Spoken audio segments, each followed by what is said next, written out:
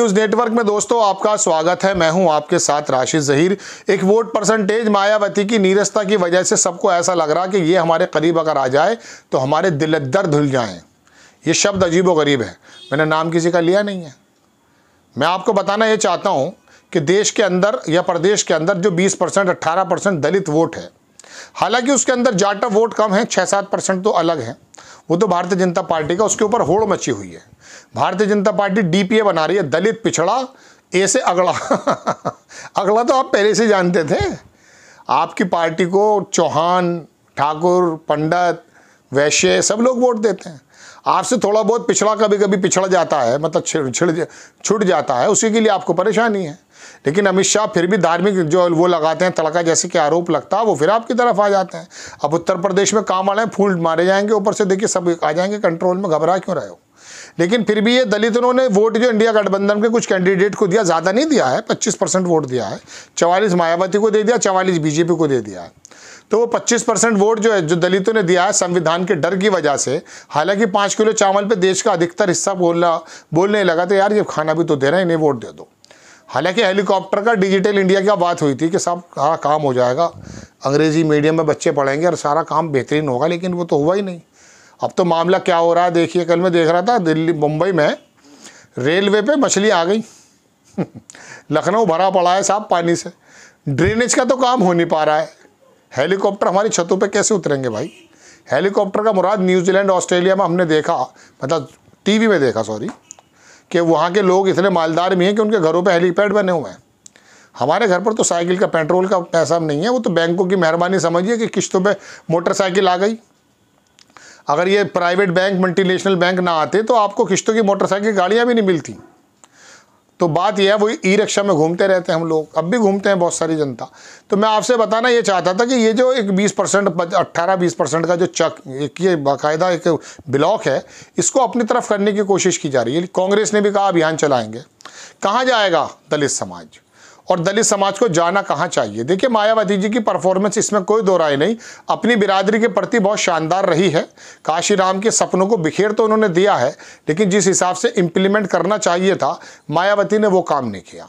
कभी कभी जब इनकी सरकार आती है तो नौकरी और ये तमाम चीज़ों पे ये आ जाते हैं, बाकी जगह इनका जो पिछड़ापन है आपको मालूम है क्या हाल है। ऐसे मुस्लिमों का है। बहरहाल तो मायावती के बारे में आप जान चुके हैं कि कभी कभी उनके ऊपर आरोप लगते हैं कि वो भारतीय जनता पार्टी की बी टीम है। एक हमारे प्रोफेसर साहब है, वो कहते हैं मैं बी टीम नहीं मानता। अरे मानते क्यों नहीं, तुम्हारे मानने न मानने से क्या होता है, दिखाई तो देता है ना। उत्तर प्रदेश के 22 के चुनाव में मायावती आधे इलेक्शन तक तो बोली नहीं है।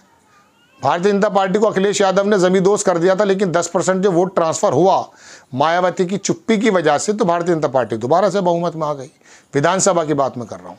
अब की बार क्या है कि यहाँ का दलित थोड़ा सा जो है इस चक्कर में आया, जैसे कभी किसी ज़माने में मुसलमान आ गया था, जब मुलायम सिंह कल्याण सिंह के साथ चले गए थे, उस समय भी मुसलमान असमंजस की स्थिति में था। ऐसे ही दलित समाज हुआ है, वो थोड़ा सा तो कांग्रेस की तरफ जा रहा है, कुछ इंडिया गठबंधन की तरफ जा रहा है, कुछ जो धार्मिक बना दिया गया वो भारतीय जनता पार्टी के पास जाता है, और कुछ लोग ऐसे हैं कि भाई हाथी के अलावा हमें कुछ नज़र नहीं आता, ऐसा है। लेकिन अब धीरे धीरे गिराव गिरता जा रहा है। 22% मिले वोट, 21-22%, फिर वो 12-12.5% हो गया, अब की बार वो 9 रह गया। हालांकि कैंडिडेट की वजह से 9 आ गया, वरना 5-6% ही वोट अब मायावती को आता। अब की बार उम्मीद ये कर रहे हैं कि मायावती जी और ज़्यादा खत्म हो जाएगी। चंद्रशेखर रावण नज़र आते हैं।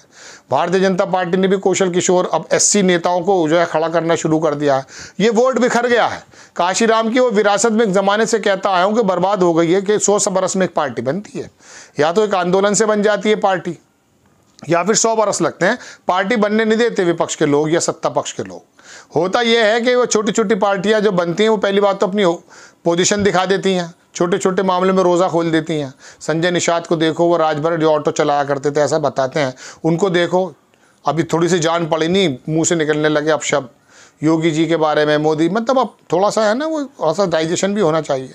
तो कहने का मेरा मतलब ये है कि ये पार्टियां भी अपनी अपनी पोजीशन दिखा देती हैं। अब बात यह है कि मायावती जी का वोट, यानी कि बहुजन समाज पार्टी का वोट, वो क्या भारतीय जनता पार्टी ने जो प्लान बनाया है, डीपीए जो बनाया है, उसकी तरफ जाएगा, या कांग्रेस जो अभियान चला रही है उसकी तरफ जाएगा। देखिए ज़्यादा संभावना तो अब भी यह है कि मायावती थोड़ा एक्टिव होंगी, उस तरफ थोड़ा चला जाएगा, जाता भी है। लेकिन अगर चंद्रशेखर रावण और ये लोग तमाम इकट्ठे होकर के अपने समाज का थोड़ा सा प्रतिनिधित्व करने लगे तो शायद इस तरफ भी दलित समाज आ जाए। लेकिन कांग्रेस के आगे सामने बड़ी शानदार वो, चूंकि कांग्रेस जो है वो कभी 3 ही वोटों पे सरवाइव किया करती थी। ये बनिया का वोट, वैश्य वोट तो पहले भी जनसंघ को जाता था। इसमें ब्राह्मण था, बहुजन समाज के लोग थे और मुस्लिम थे। ये 3 समाज थे जब बाबू जगजीवन राम के समय में ये इकट्ठे होकर कांग्रेस को एक अच्छी जीत दिलाया करते थे। ऐसे समय में कांग्रेस की तरफ से दोबारा दलित समाज जाने की ज़्यादा संभावना है। अखिलेश यादव को तो वहाँ जो पूरब का एरिया है वहाँ यादव थोड़े से दबंग रहते हैं, जैसे हरियाणा में जाट महसूस होते हैं, लोग ऐसा कहते हैं, हम नहीं कह रहे हैं। तो ऐसे में थोड़ा सा दलित वहाँ पे थोड़ा सा बचता है। लेकिन कांग्रेस के तत्वाधान में बैनर पे नीचे राहुल गांधी के जिस तरह से ये अभियान है, उसमें ज़्यादा उम्मीद है कि अगर दलित समाज पर इन लोगों ने मेहनत की तो कांग्रेस के नाम पर अखिलेश यादव को भी और कांग्रेस को भी दलित समाज का वोट आ सकता है। चूँकि संविधान को ख़त्म करने का जो प्रोपेगेंडा या किसी हद तक हकीकत जो चली थी, उसका नुकसान तो मोदी जी को हो गया।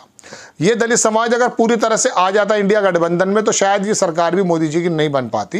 बहरहाल वो मायावती का अपना प्लान था, उनके ऊपर भी दुनिया भर की बातें बताते रहते हैं। उनके भाई के ऊपर हज़ारों करोड़ रुपए की दौलत है। किसी ज़माने में माली की नौकरी लगवाई थी मुलायम सिंह ने नोएडा प्राधिकरण में, आज वो हज़ारों करोड़ रुपये के आदमी बन गए। हो सकता है यही वजह हो, लोग कहते यही है कि ईडी, आईडी, ओडी, नीडी जो भी कुछ है ये मायावती की तरफ चले जाएंगी। मैं कई प्रोग्रामों में कह चुका कि मायावती को छेड़ने की अभी पोजीशन मोदी जी में नहीं है। मायावती को नहीं छेड़ सकते वो, क्योंकि मायावती अभी भी प्रतीक हैं बहुजन समाज के पूरे हिंदुस्तान में।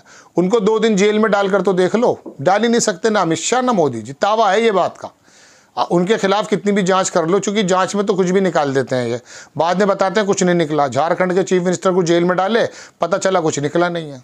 सुप्रीम कोर्ट ने डांट लगाई, फिर ईडी, आईडी, सीबीआई जो भी कुछ था। खैर, तो मैं आपसे अर्ज कर रहा था कि ये वोट जाएगा किधर। इस वोट को कांग्रेस की तरफ जाते हुए ज़्यादा सहजता महसूस होती है। भारतीय जनता पार्टी का रूप इनको थोड़ा पता चल चुका है। इंडिया गठबंधन कांग्रेस की वजह से थोड़ा सा इनको अपनी तरफ मायल कर सकती है। हालांकि अखिलेश यादव की दानाई कहते हैं, अक्लमंदी बहुत पहले से है। अपनी कार्यकारिणी जब बनाई थी इन्होंने अपनी पार्टी की 2-3 साल पहले, अपने खानदान के लोग भी नहीं रखे, दलित समाज ज़्यादा रखे थे। कुर्मी, पिछड़े, दलित, यही काम अखिलेश का अच्छा है। इसको ज़्यादा करने लगें। दलित समाज के लोकल छत्रप अगर वो खड़ा करके अपनी तरफ ले आए तो जाहिर सी बात है ये समाज का इधर आ जाएगा और फिर ये विधानसभा और आने वाले कई प्रदेशों में भी फर्क पड़ जाएगा। हाँ, मायावती की तरफ से जो उनके भतीजे हैं जिनको बाहर कर दिया था अभी, पता नहीं वो बेचारे भारतीय जनता पार्टी के खिलाफ बोल गए थे, उन्हें उत्तराधिकार से अलग कर दिया, बंदर आ गए। एक अजीब सी नूरा कुश्ती होती है। आला कमान से ऑर्डर आ गए, बाहर कर दिया, आला कमान से ऑर्डर बंद हो गए तो वापस ले लिया, ऐसा कहते हैं लोग, हम तो नहीं ना कह रहे हैं। तो बहरहाल दोस्तों, बात यह कि दलित समाज जिस तरफ जुड़ जाएगा उस तरफ मजबूती हो जाएगी, कांग्रेस की तरफ ज़्यादा इम्कानात हैं।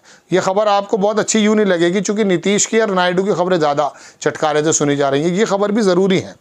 आपको खबर कैसी लगी अपनी राय कमेंट्स बॉक्स में ज़रूर दीजिए। चैनल को सब्सक्राइब कीजिए, शेयर कीजिए। नेक्स्ट टाइम में किसी खबर के साथ हाजिर होता हूँ। जय हिंद।